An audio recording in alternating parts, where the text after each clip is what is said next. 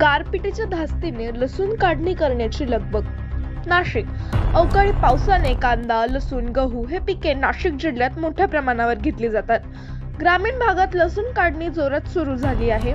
2 ते 3 दिवसापासून अवकाळी पावसाचे वातावरण झाले असून वातावरणात झालेल्या बदलावामुळे शेतकरी धास्तावले असून कामे उरकण्यासाठी धावपळ करीत आहेत. लसूण काढणी करण्यासाठी मजूर पुन्हा खातोय भाव. गहू, कांदा, लसूण काढताना अनेकांना मजुरांची गरज भासत आहे. सगळीकडे मजुरांची मागणी वाढत असल्याने सध्या मजुरांनी आपले रोजगाराचे दर वाढवले असून मजूर पुन्हा भाव खात असल्याचे प्रत्येक गावागावात दिसत आहे. अशातच अवकाळीने हजेरी लावली तर पिकांचे मोठ्या प्रमाणात नुकसान होऊन हातातोंडाशी आलेला घास पुन्हा हिरावला जाण्याची भीती वर्तवली जात आहे.